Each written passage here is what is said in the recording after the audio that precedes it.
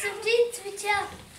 Буква Ч ни призовава да идваме на време за час. Буква Ш ни призовава да посетим паметника Шипка.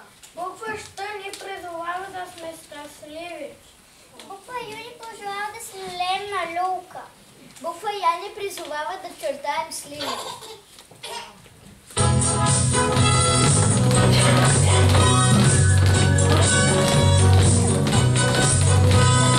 Буквички родни познати, азбука стройно хорце, сложиха двамата братя моите малки ръце. Сложиха двамата братя моите малки ръце.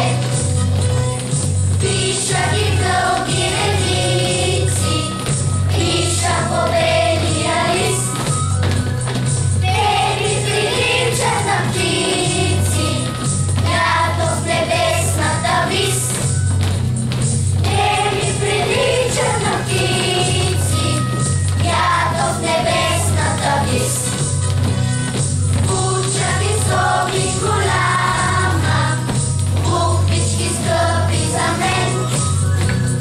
Давам ви дума, че няма да ви забравя ни ден.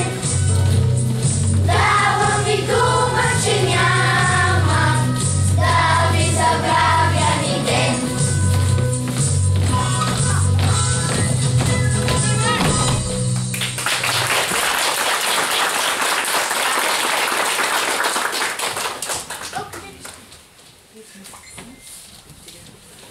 Те измислят.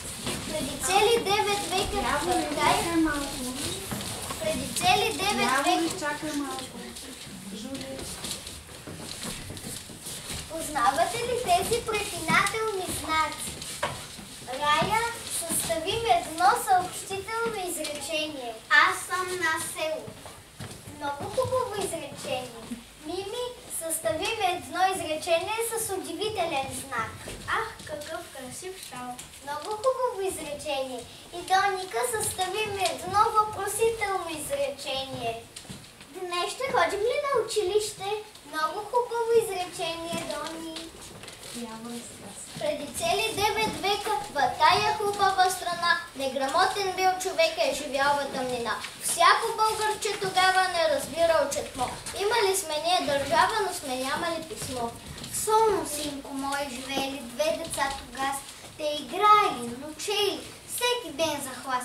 А сега ще ви разкрия. Татко им се казва Лъв, а от майката Мария носили славянска кръв. Те измислили българското АБВ, на които за прослава пишем дълги редове. И зато ги слави вечно всяко българско дете. Затова то от малко се учи да чете.